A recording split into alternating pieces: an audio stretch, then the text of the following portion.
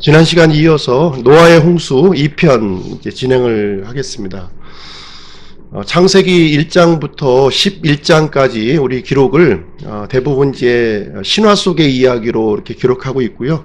사실이 아닌 것으로 이제 많이 이해하고 있는데, 노아의 홍수 2편, 과연 노아의 홍수는 사실인가, 그 증거에 대해서 오늘 이제 살펴보는 시간을 갖도록 하겠습니다.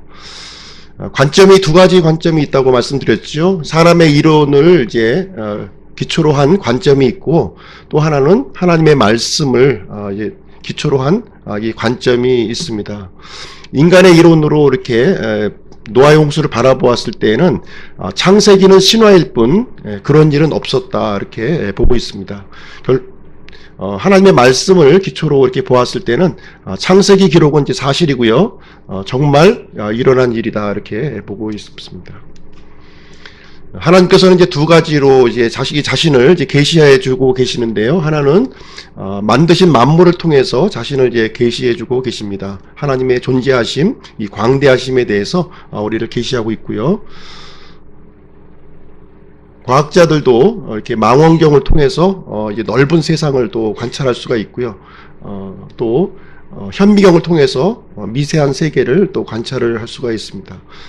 우리 믿는 사람들은 이 하나님께서 기록하신 하나님의 말씀, 이 하나님의 말씀을 통해서 하나님의 뜻과 그 계시를 우리는 이제 살펴볼 수가 있는 것입니다. 오늘은 이제 노아의 홍수가 과연 사실인가? 사실이라면 증거가 있겠죠. 그 증거들을 이제 하나하나 살펴보는 시간을 갖도록 하겠습니다. 순서는요, 노아의 홍수가 사실이라면 전지구적 홍수로 이제 지구가 물로 덮였다는 얘기인데, 바닷속에 잠겼던 육지의 흔적들이 이제 많이 이제 있을 것입니다. 거기에 대해서 살펴보고요. 두 번째는 전 세계의 이제 대홍수 이야기, 흩어져 있는 대홍수 이야기, 설화들을 한번 살펴보도록 하겠습니다. 그리고 홍수 전후에 엄청난 변화, 이 물이 지구 전체를 이렇게 둘러싸고 있다가 이제 물이 이제 없어졌다면 거기에 따른 흔적들이 이제 많이 있었을 거예요. 그 흔적들을 살펴보도록 하겠습니다. 염호는 이제 소금 호수를 이제 말하고 있습니다. 그리고 암염은 소금 광물이죠. 소금 광물인데, 이 소금 호수와 암염들이 세계 곳곳에서, 특별히 높은 산에서 아니면 내륙 지방에서 발견되고 있다고 하는 사실이에요. 바닷물이 잠겼다가 이제 물러간 흔적들이 세계 곳곳에, 내륙의 높은 산 분지에 존재하고 있다고 하는 사실입니다. 이란의 우르미아 호수, 소금 호수죠. 해발 1470m에 이렇게 위치하고 있습니다. 몽고 고비 사막의 염호들, 몽고 고비 사막도 역시 내륙 지방에 있는 호수인데요. 소금 호수예요. 터키 동부의 만호 역시 해발 1700m에 있는 소금 호수들이 지금 이제 존재하고 있습니다. 그리고 터키 국경의 아라랏산, 방주가 이제 머물렀던 산인데요. 여기도 굉장히 높은 산이에요. 5000m 되는 산인데, 해발 2100m 지점에 귤 크기의 소금 덩어리가 무수히 발견된다는 거예요. 몇 개가 발견되는 것이 아니라 굉장히 많은 숫자가 거기에 발견이 되고 있습니다. 그리고 중국, 호주, 남미 등지에도 엄청난 규모의 암염 광산들이 이제 존재를 하고 있습니다. 성경 시대에도 보시면 이제 소금이 굉장히 귀했는데요. 대부분이 이제 이렇게 암염 광산을 통해서 많이 이제 소금이 이제 취득이 되었습니다. 이것은 이제 세계에서 가장 큰 소금 호수가 되겠습니다. 볼리비아에 있는 것인데요. 우유니 소금 호수가 되겠습니다. 이 크기는 경상남도보다도 더 큰 크기예요. 굉장히 큰 소금 호수인데요. 볼리비아와 칠레 사이 중간 지점, 볼리비아 지역에 있는 소금 호수입니다. 소금 생산량, 단위 생산량도 굉장히 많이 있고요. 전체가 소금으로 뒤덮여 있는 그런 모습을 보여주고 있습니다. 해발 고도 3680m에 위치하고 있는 거예요. 가장 높은 산이 이렇게 이 바닷물로 덮여 있었던 이 소금의 흔적들이 곳곳에서 지금 이제 발견되고 있는 것입니다. 또 하나는 무엇이냐면 이제 아라랏산, 이제 방주가 이제 내렸던 이 아라랏산을 이제 꼭대기에 가보니까 백의 용암이 이제 발견되고 있는 거예요. 백의 용암. 예, 베개.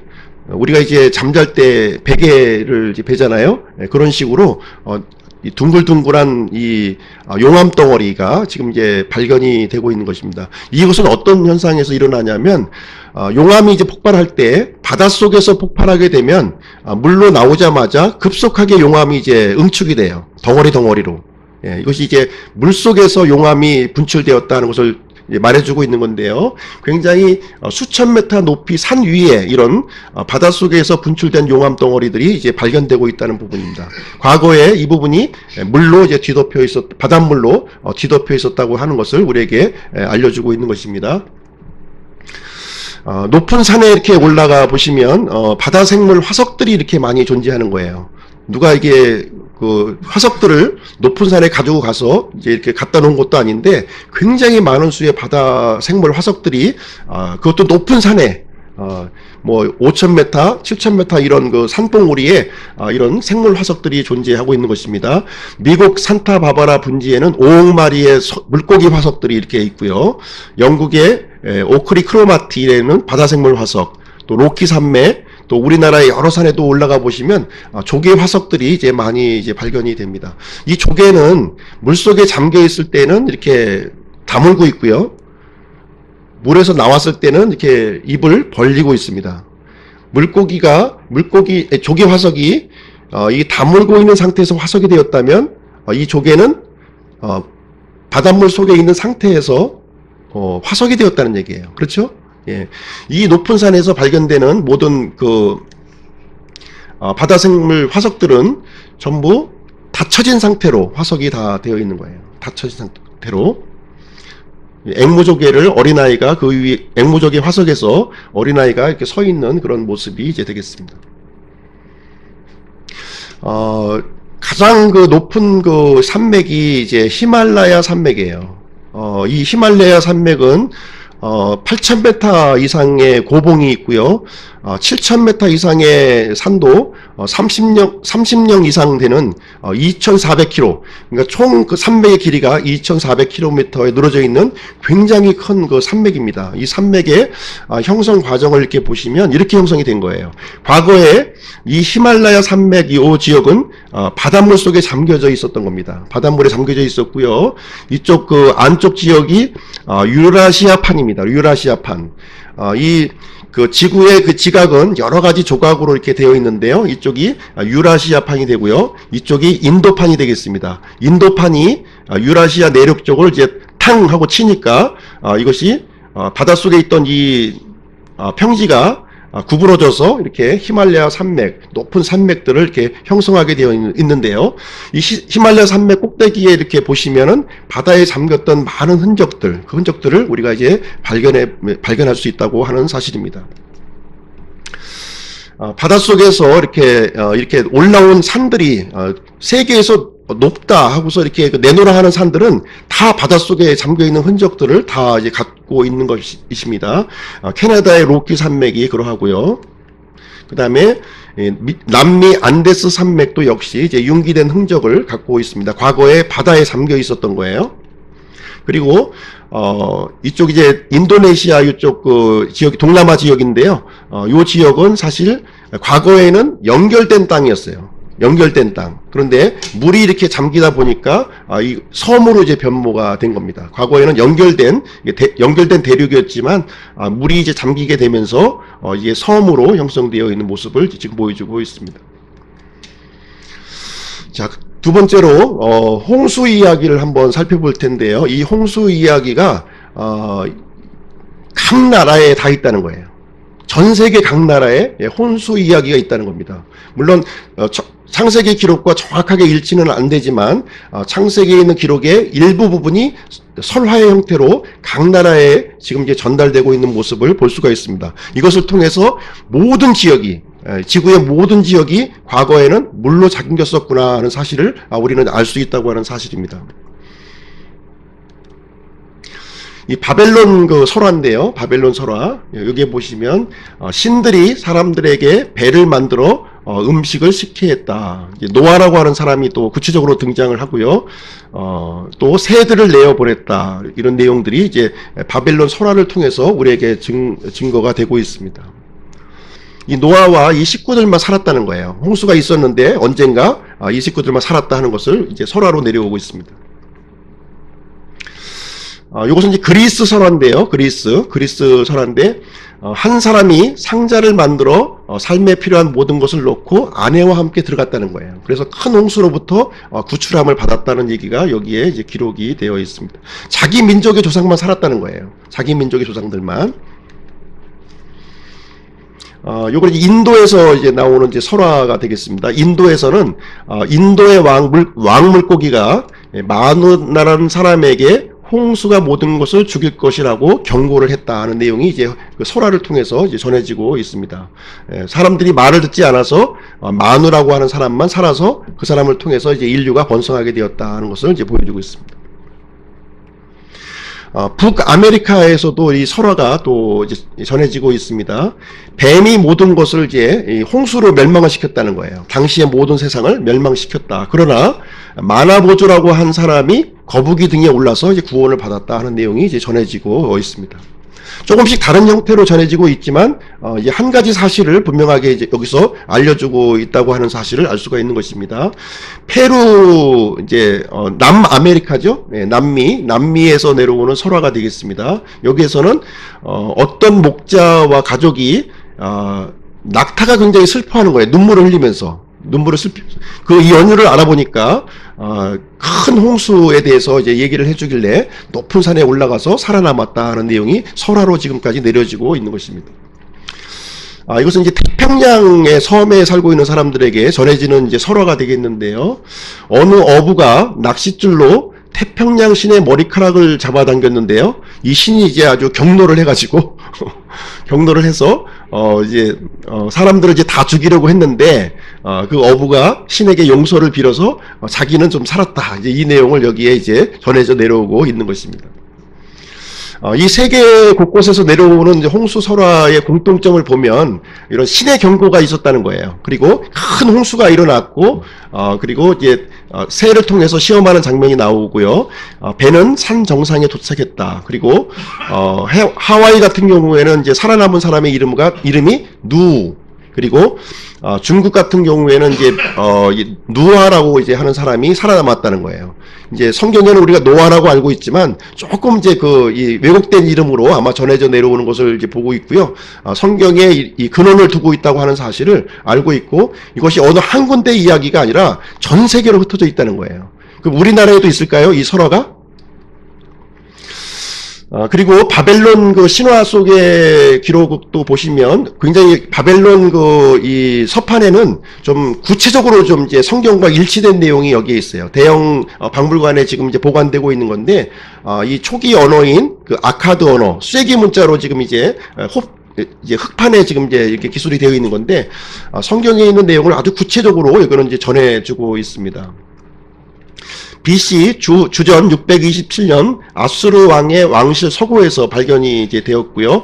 창세기 대홍수 이야기와 매우 유사한 내용이 이제 여기에 기록이 되어 있습니다. 중국 묘적에 관한 이야기인데요. 아까 이제 조금 전에 소개시켜드렸지만 이 묘적은 이 베트남 바로 위쪽에 있는 지방에 사는 이제 그 소수 민족이 되겠습니다. 이 사람들은 이 제사 때 충문을 낭독하는데요. 이제 우리나라도 보면 이제 충문을 이렇게 낭독하는데 그 내용이 뭔지도 모르는데 과거 조상부터 쭉 내려왔으니까 그 충문을 낭독하는 거예요. 내용도 몰라요. 그런데 그 내용을 살펴보니까 창세기 기록을 그대로 낭독하고 있다는 겁니다. 예를 들면은 흙모래 섞인 비가 40일간 쏟아져 내렸다. 물은 산들과 산맥을 넘쳐 흘렀다. 산채 같은 홍수가 계곡과 웅덩이에 뛰어들었다. 온 세계에는 발붙일 만한 곳도 없었다. 그러나 족장 누아는 올바른 사람이었다. 매우 폭이 넓은 방주를 만들었다. 그와 함께 승선한 동물들은 암수 한 쌍씩이었다. 그날이 이르자 물은 멀리 물러갔다 하는 내용도 모르면서 이거를 충문으로 이제 낭독을 하고 있다는 거예요. 예, 이런 내용, 창세기에 있는 내용을 이렇게 하고 있는 모습을 또 볼 수가 있습니다. 한국에도 이제 이 홍수 설화가 또 존재하고 있는데요. 엄청난 홍수가 발생하였다. 유일하게 살아남은 사람은 남매였다. 이제 신에게 신탁을 이제 구하게 되어서 이 남매는 결혼하게 되어가지고 인류의 조상이 되었다. 그리고 비슷한 이야기가 있는데 사돈 이야기예요. 남매가 아니라 사돈지간이었다. 이것을 이제 말해주고 있습니다. 이야기가 한국의 민담 여기에 이제 기록이 되어 있어요. 각 나라별로 이런 홍수를 통해서 모든 사람이 죽었고 자기 조상만 살아남았다고 하는 이야기가 각 나라에서 이렇게 전달이 되고 있습니다. 한자 속에도 이 창세기의 노아 홍수에 관한 기록을 우리에게 이제 알려주고 있는데요. 이 글자는 무슨 글자인가요? 배선자죠. 배선자. 큰 배를 얘기하고 있는 것입니다. 요 앞에 있는 배주자는 작은 배를 얘기하고 있는 거예요. 작은 배에 8명의 사람이 이제 타고 있는 것이 이제 배선자의 모습이 되겠습니다.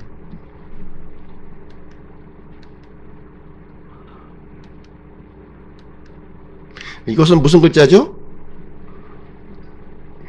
한문 아시는 분. 떠나갈 연자입니다. 떠나갈 연자. 떠나갈 연자. 물수가 있고요. 8명이 이제 지금 물에 떠내려가고 있는 모습을 이제 떠나갈 연자로 지금 알려주고 있습니다. 이것은 이제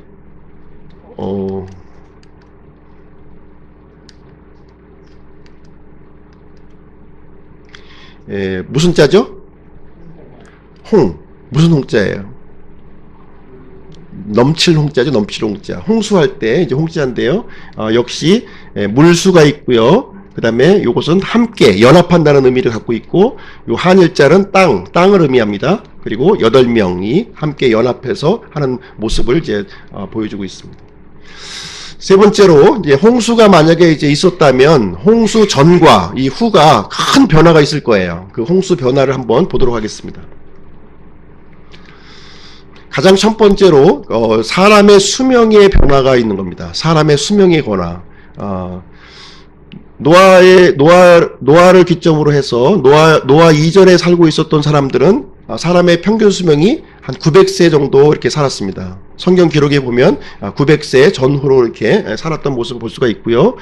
노아의 홍수 이후, 노아의 600살 때 이제 대홍수가 일어났죠. 이때 노아의 홍수 이후부터 급격하게 사람의 수명이 줄어들고 있습니다. 홍수 첫 세대는 조금 이제 오래 살긴 했는데 그 다음 세대부터는 이렇게 줄어들고 있고요. 아브라함은 175세까지 살았고 모세는 120세, 그리고 다윗은 75세까지 이렇게 살아서 지금 현재 수명까지. 그러니까 홍수 이전에는 굉장히 이 환경이 굉장히 좋은 환경이었고요. 사람들이 나무의 나이처럼 오래 살았던 거예요. 그러나 어떤 이유인지 모르겠지만 홍수가 끝난 이후에는 급격히 환경이 나빠지게 되었고 사람들은 이렇게 지금과 같이 짧은 수명을 살게 되었음을 말해주고 있습니다.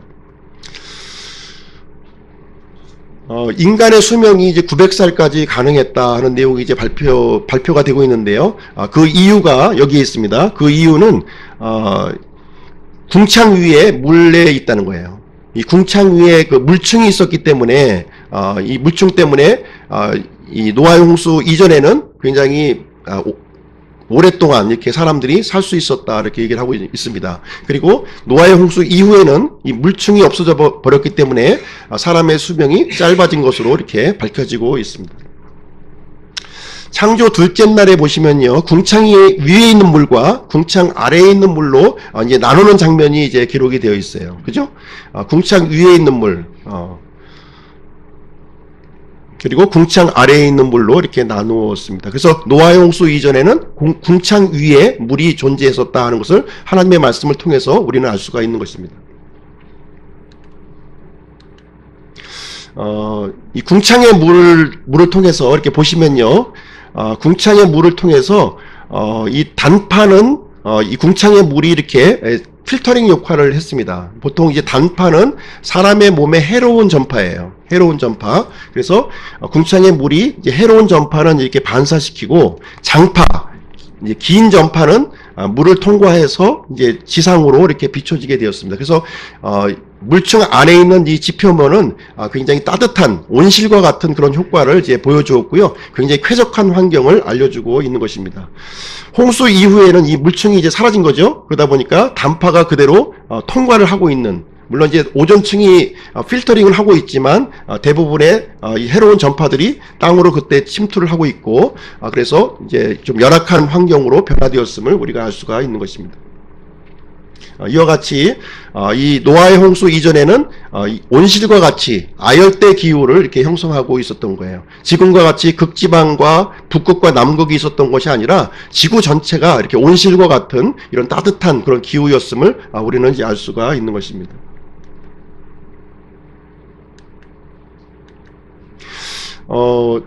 터키 남동쪽에 이제 이런 보통 우리가 환도뼈라고 그러죠. 환도뼈가 이제 발견이 되었는데, 굉장히 거인의 이런 환도뼈가 이제 발견이 된 것입니다. 이 대퇴골의 길이가 무려 120cm예요. 120cm. 그래서 것을 추정해 보건대, 이 거인의 신장은 4.2m에서 4.8m. 그리고 발 사이즈가 51cm에서 56cm인 것으로 이제 추정하고 있는데, 이런 이제 뼈가 이제 발견이 이제 된 것입니다. 신명기 3장 11절에도 이제 바사란 옥에 대한 이제 기록이 여기에 언급이 되어 있는데요. 바사란 옥의 이 철침대의 크기가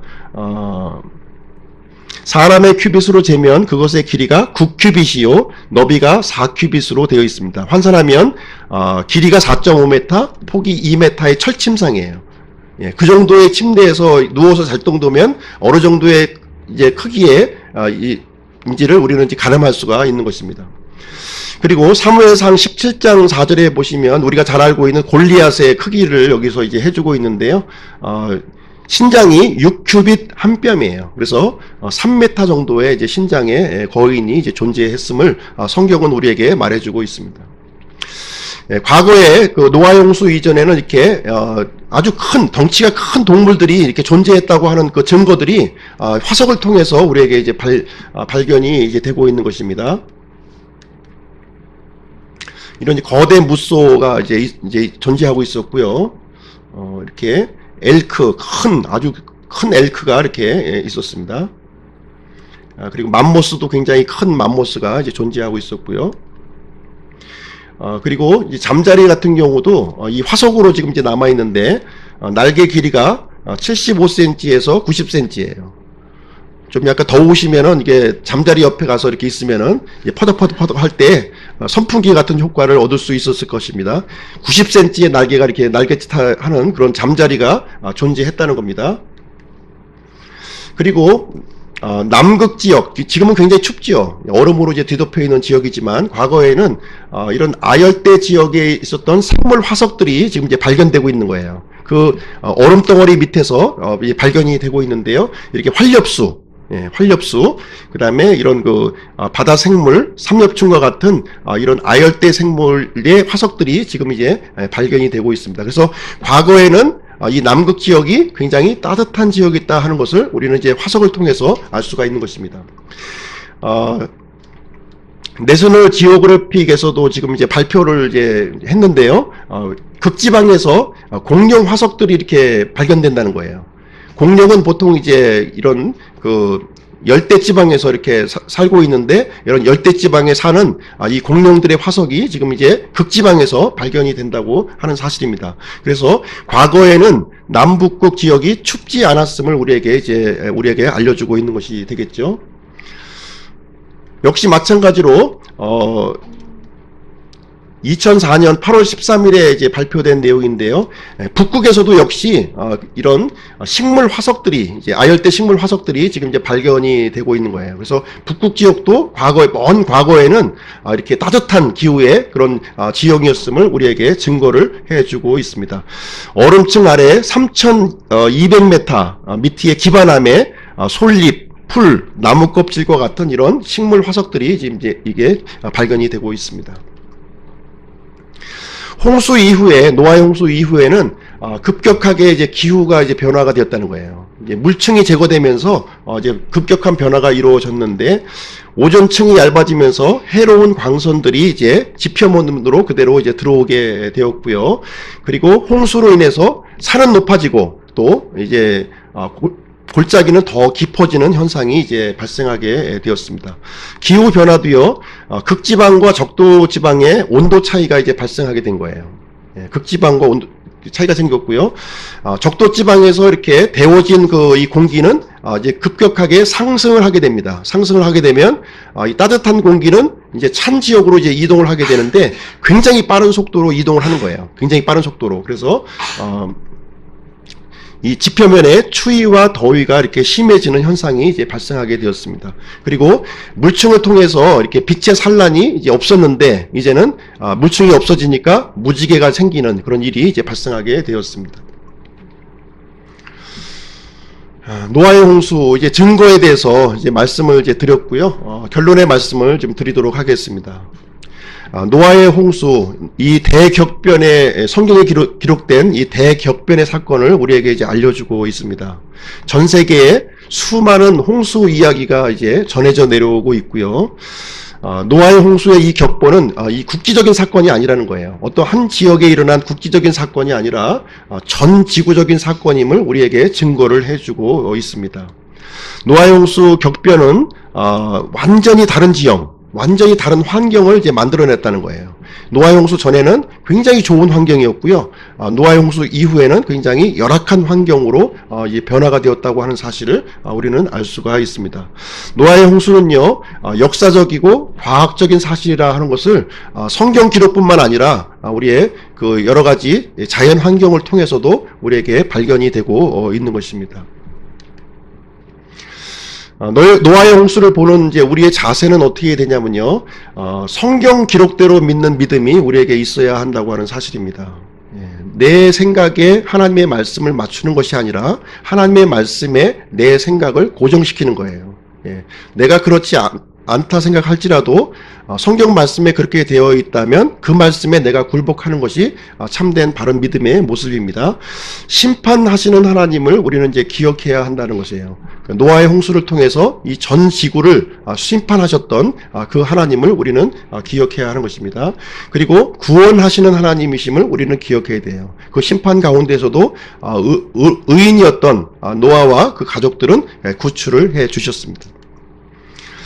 마지막 한 구절만 읽고 마치도록 하겠습니다. 같이 한번 읽어보시죠. 시작. 그러므로 깨어있으라. 어느 시각에 너희 주가 올지 너희가 알지 못하느니라. 노아의 홍수를 통해서 앞으로 미래에 있을 심판을 우리에게 예표적으로 알려주시고 있다는 하는 사실입니다.